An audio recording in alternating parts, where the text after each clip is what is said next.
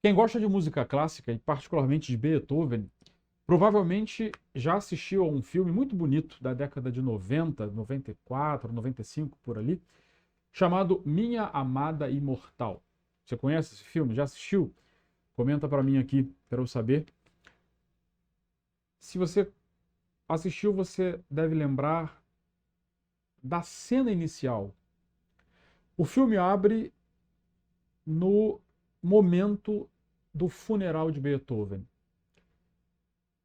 Nós vemos logo de início assim o caixão, uma voz nos diz que Beethoven morreu. Depois a gente descobre que essa voz é aquela que narra o filme, que é a voz do Anton Schindler, o secretário pessoal de Beethoven. E nós vemos o padre rezando em latim. Do lado de fora tem uma multidão enorme, não é? Assim, polvorosa para acompanhar o cortejo em Viena, né? Quer dizer, ali tem uma referência de, uma, de uma pintura do Franz Stöber, que pintou é um quadro famoso, quer dizer, eu acho que é famoso, aparece em muitos livros, né? E que mostra que de fato foi assim, foi uma morte. É, ele era uma celebridade, né? Então, quer dizer, aquilo que a gente vê hoje, aquela multidão de gente para é, dar o último adeus, né, a algum famoso, Beethoven viveu isso em 1827, né, quando ele morreu. Então, o filme abre com isso e é muito emocionante essa cena. É muito emocionante, porque parece que o filme consegue nos colocar ali, aquele empurra-empurra das pessoas, né? E as pessoas choram assim de maneira doída, né?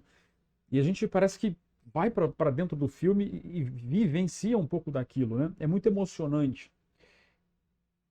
E me parece que a música escolhida para isso carrega uma porção importante dessa da emoção que a cena, né, transmite.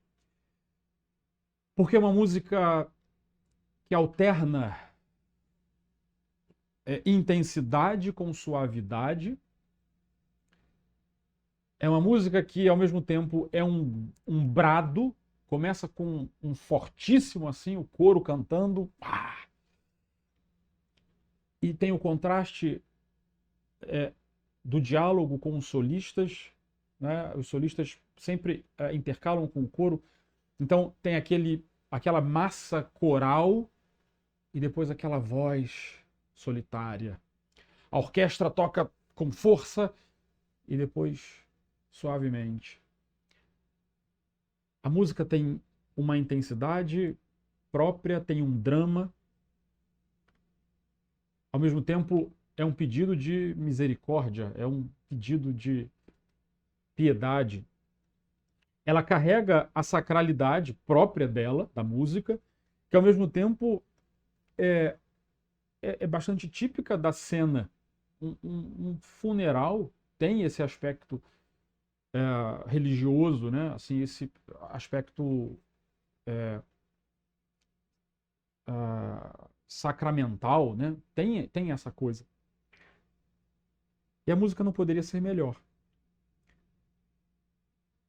Especialmente porque foi uma música caríssima a Beethoven. Uma música especialmente predileta. E que ele mesmo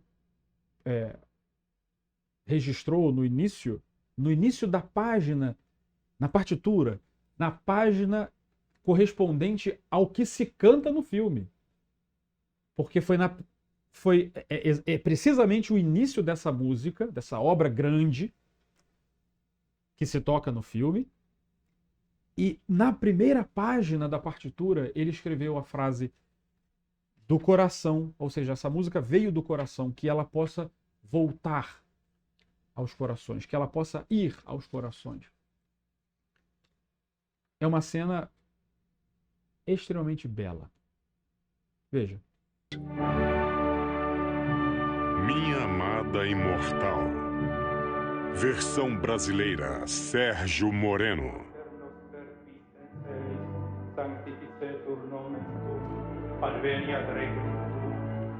Ele era um grande artista.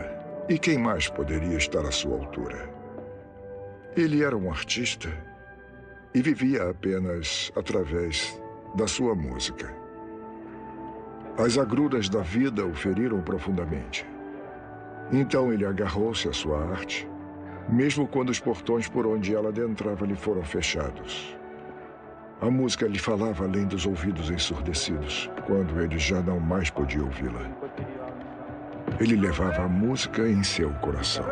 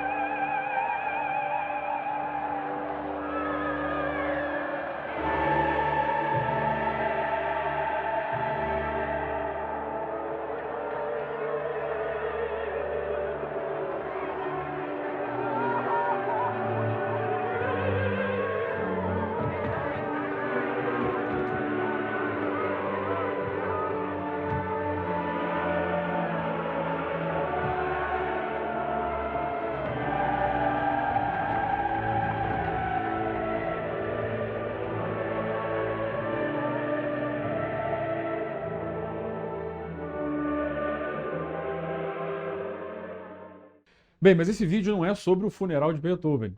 Nós não vamos falar sobre isso. Mas vamos falar sobre essa música que toca aí no início do filme, né? Que é o Kyrie da Missa Solene, o Opus 123 de Beethoven. Essa música é simplesmente, como eu disse, a predileta de Beethoven, né? Foi... Quer dizer, não sei se eu posso dizer a predileta, mas...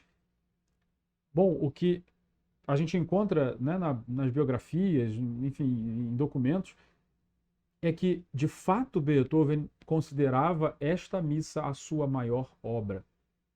A sua maior obra. Ela é um pouco anterior à Nona Sinfonia. Ela começou a ser escrita ali por 1818, 19, e foi uma encomenda, né, para a cerimônia de posse de um grande amigo seu, uma figura-chave na vida de Beethoven, que foi o arquiduque Rudolf. O arquiduque Rudolf foi um mecenas importante, foi um protetor importante de Beethoven em Viena, né? E, bem, ele foi transformado em cardeal e iria assumir a arquidiocese de Olmütz, na República Tcheca, né? Olomouc.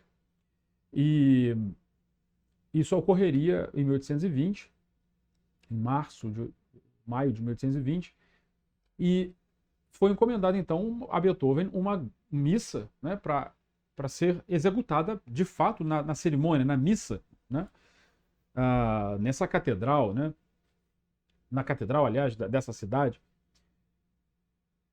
E Beethoven, então, que tinha passado por uma experiência um tanto quanto negativa, coisa de 12 anos antes, quando ele compôs para o príncipe Esterházy, o patrão de Haydn, né, que encomendou a ele, isso ali em 1806, 7, encomendou a ele uma missa para o aniversário da esposa, e como todos os anos fazia, para Haydn, né, para compositores. E naquele ano, então, foi a vez de Beethoven e a missa não agradou aos nobres, né? Então, essa foi uma experiência desagradável lá no início da carreira, né? Lá em 1806, 7. E agora, nós estamos ali por 1819. Beethoven é um homem já consagrado, um compositor consagrado em Viena, um homem de quase 50 anos, no alto da sua carreira, né? Ele então, reconhecendo talvez que compor para vozes, né, música vocal, não era assim o seu habitat natural, porque ele era um sinfonista, ele era um pianista, né, essa época ele está já escrevendo as últimas sonatas para piano, começa daqui a pouco a escrever a nona sinfonia, já tinha escrito 8 sinfonias, todos os concertos já tinham sido escritos, né? Mas ele nunca foi, assim, nunca foi o forte dele, ele sofreu para escrever a ópera Fidelio, ele escreveu algumas obras vocais, né, a própria fantasia coral, mas a gente percebe que o, o- a praia dele era a música instrumental, né? O piano e a orquestra, né? Particularmente. Então, já que ele teve essa experiência negativa no passado, já que escrever para vozes e mais ainda música sacra não é algo muito forte, digamos assim, para ele, para escrever sua missa solene, ele estuda, ele se prepara, ele estuda a escrita coral de Handel, do Oratório Messias, pois Beethoven foi lá estudar os coros do Messias, do Oratório. Beethoven foi estudar o canto gregoriano, foi estudar o texto da missa em latim, para entender perfeitamente a divisão, a prosódia, para entender o sentido de cada trecho da missa, porque essa missa seria para o seu grande amigo. O fato é que Beethoven, então, se perde um pouco com o prazo. Tamanha era a dificuldade dele em compor essa obra. Ele começa a escrever, assim, até mesmo na ordem, Kyrie, Glória, Credo, Sanctus, Agnus Dei. Ele vai compondo assim na ordem dos movimentos da missa. Mas chega no Credo, a coisa é enorme, é um texto difícil, com vários momentos teologicamente diferentes e, consequentemente, com uma carga simbólica que muda a cada hora enfim, e para resolver isso musicalmente era difícil, e assim a composição toma mais tempo do que o desejado. O Agnus Dei também passou um pouco por essa mesma dificuldade. A obra vai crescendo em densidade, em complexidade propriamente musical. Ele perde completamente o prazo, ou seja, a missa não fica pronta para a cerimônia de posse do arcebispo, Rudolf. E bom, já que não vai ser mais tocada na cerimônia de posse, né, vamos fazer direito, né? E aí mesmo que ele se demora, passa 1820 e ele só consegue entregar a missa pronta em 1823. Portanto, a gente está falando de uma obra que levou cerca de 4 anos para ser composta. Entre idas e vindas, entre períodos de completo bloqueio para fazer a coisa, né, sair do papel, assim, quer dizer, ir para o papel, né, da ideia musical ir para o papel. Entre idas e vindas, entre momentos de fluência na escrita, outros momentos de bloqueio, a missa leva cerca de 4 anos. E como eu disse, ela ganha uma densidade dentro da obra de Beethoven sem precedentes. A Missa Solene é uma obra que nos fala de Beethoven, justamente porque ela teve essa grande esse aspecto pessoal, esse aspecto do vínculo dele com a obra, o desafio pela dificuldade em escrever para um meio para o qual a última experiência dele tinha sido tantos anos antes, né? Ao mesmo tempo, aquele compromisso e aquele desejo de fazer bem para o seu amigo, um sujeito importante na vida dele, um dos mecenas mais importantes, né, a quem Beethoven realmente devia gratidão por apoio financeiro. Um dos defensores de Beethoven era o príncipe Rudolf, arquiduque Rudolf depois, né? O arquiduque Rudolf, depois o arcebispo, né? Cardeal. Então, tudo isso fez com que a Missa Solene se tornasse uma obra muito cara para ele. Em todo esse esse período em que ele escreveu a obra era uma época particularmente difícil e dramática da vida dele. A gente está precisamente naquilo que muitos biógrafos chamam de fase transcendental de Beethoven, né? Os últimos anos, a última década. Quer dizer, a gente está falando de uma obra que nasce ali em torno de 1819 até 22, 23, quando ele finalmente conclui tudo, revisa e entrega, né? Foram algumas revisões que aconteceram. Então, quer dizer, ele morre 3 anos depois, em 27. Aliás, 4 anos depois, em 1827, né? É uma época em que, no início, lá 18, 19, ele está em guerra com a cunhada pela guarda do sobrinho. Esse é um capítulo dramático da vida de Beethoven. Assim, se a gente pode encontrar a miséria na biografia de Beethoven, é nessa época que a gente encontra. Porque não é só surdez. É também toda uma carga de maldade, de conflito interno, não é? Maldade dele, não da cunhada, né? Ele que era o tio que queria tirar de uma mãe a guarda do filho. Ali nós vemos um Beethoven miserável, né? Possuído por um sentimento de posse, né? Possuído talvez pelo autoritarismo que ele sofrera do pai quando ele era criança. E esse conflito devia doer nele, que era um sujeito que, segundo o testamento de Heiligenstadt, de 1802, era um sujeito que amava a virtude. Ele diz isso no testamento. Ele fala sobre isso. Ele queria, né, dar aquela coisa de conselho, né, falar naquela posição de quem aconselha os outros, olha, ame a virtude. Mas, no fundo, ele mesmo, nessa época, 18, 19, estava lá em guerra, querendo a guarda do sobrinho por pura vaidade.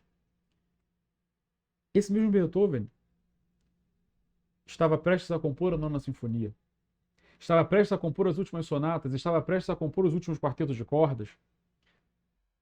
Obras em que esse espírito completamente diferente daquele heróico da Quinta Sinfonia, dos concertos para piano, da sonata patética, da sonata, da passionata, daquelas obras anteriores, aquilo já tinha mudado completamente.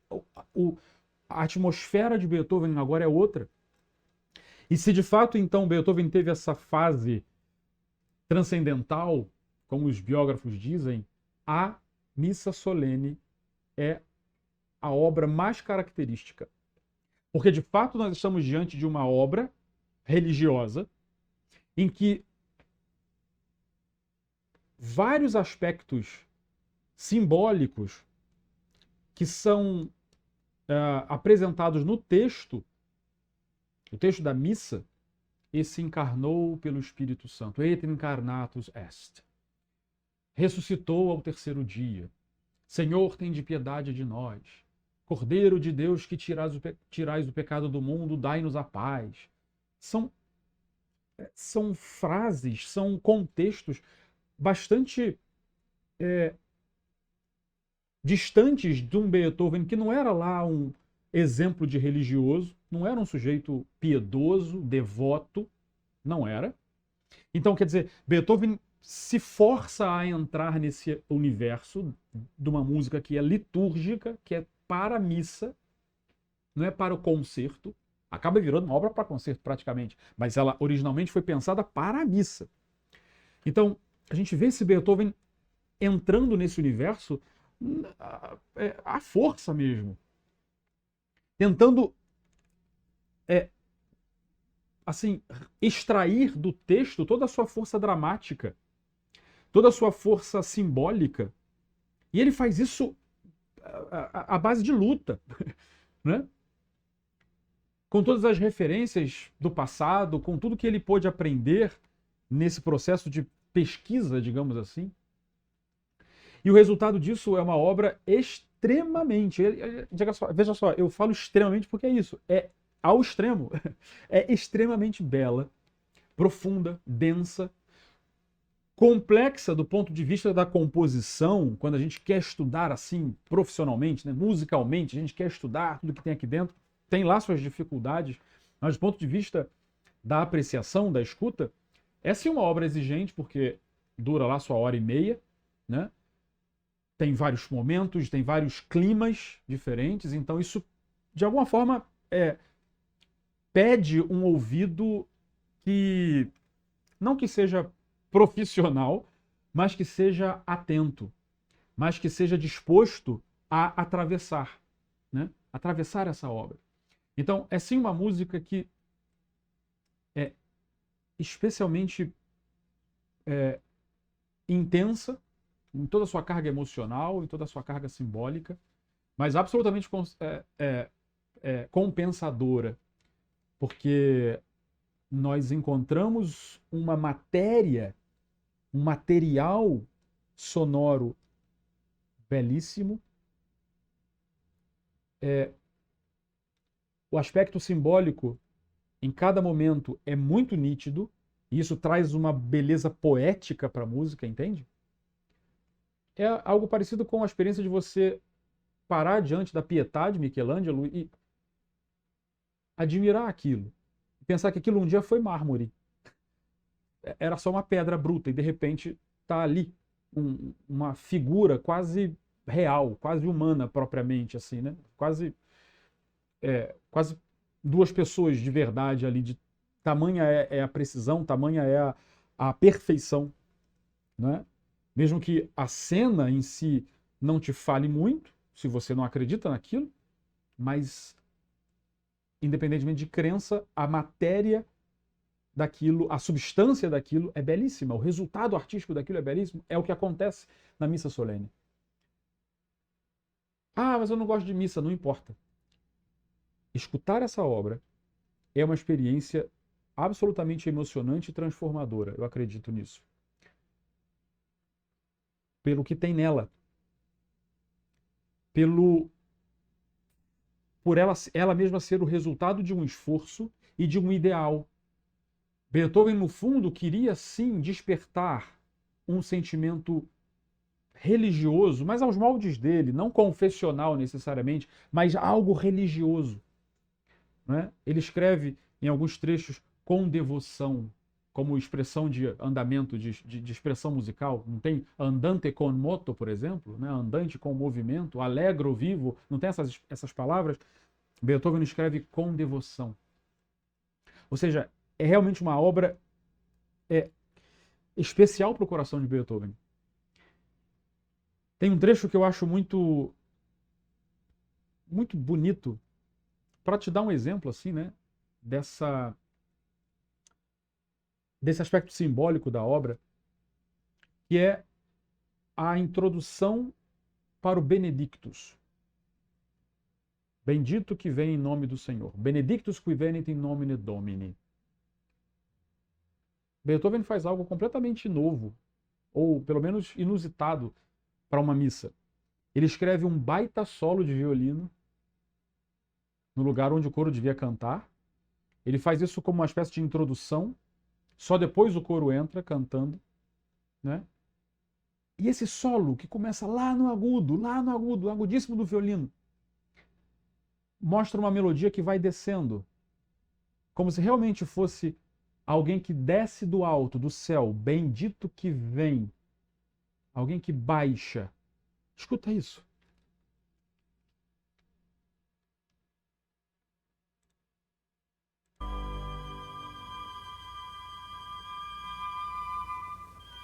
O solo.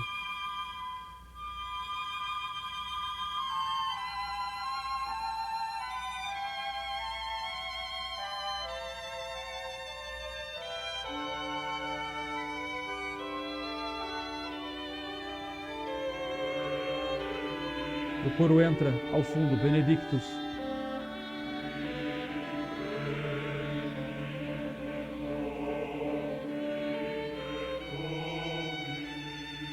Parece canto gregoriano que o coro canta, né?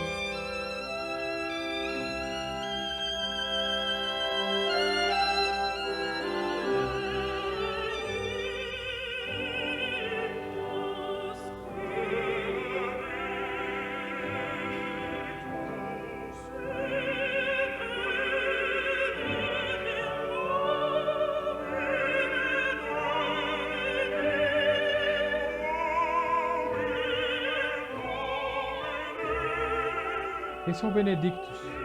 Vamos até aqui. É algo assim realmente transcendental, né? Assim, nos leva para outro canto, né? É uma maravilha de música isso. E antes disso tem o prelúdio, que também é um outro momento belíssimo. Cada parte do credo, cada parte do glória, o Kyrie, que é esse da abertura do filme, Minha Amada Imortal, né? O Agnus Dei, em que Beethoven revela que o pedido de paz do Dona Nobis Pacem não é só um pedido de paz interna, mas é também um pedido de paz por causa da guerra, paz exterior.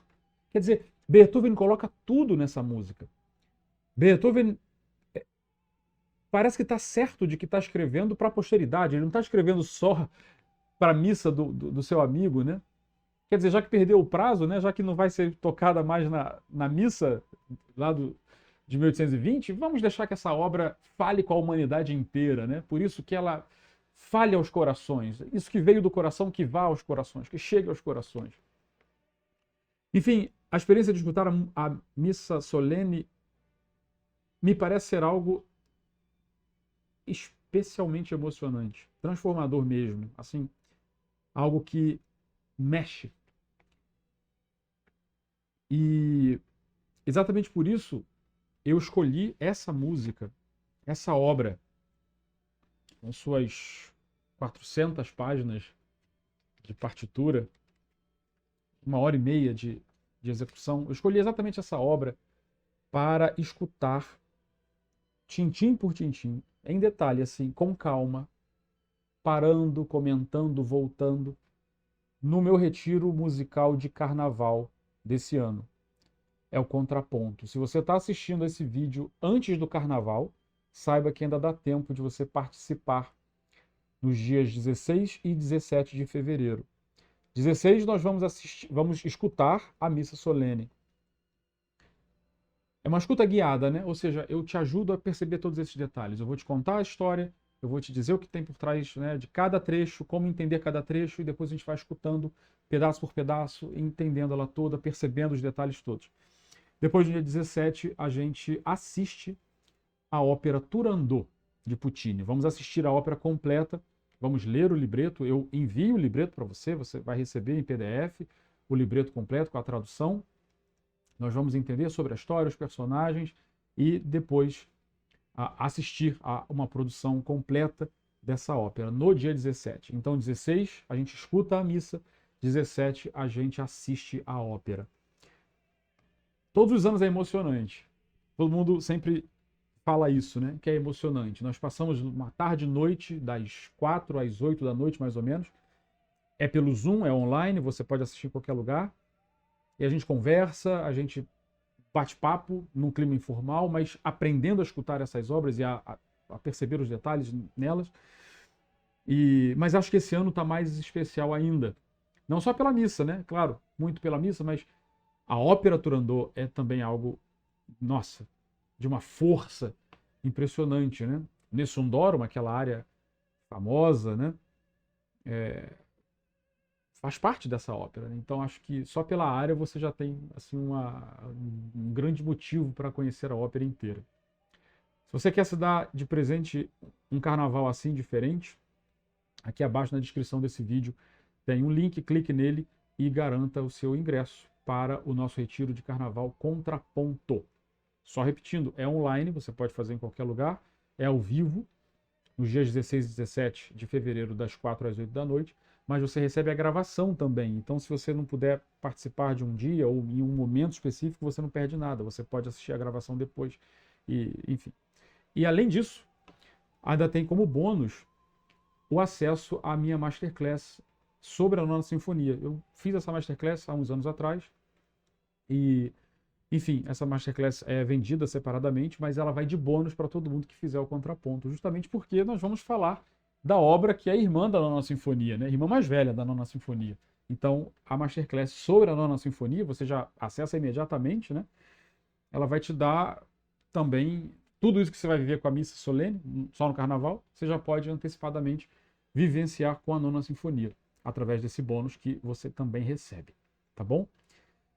Eu espero te ver nesse retiro e espero que a experiência de escutarmos juntos essa preciosidade de Beethoven seja tão emocionante, tão encantadora para você quanto é para mim e para todo mundo que já fez a experiência comigo no retiro de carnaval da escuta guiada, né?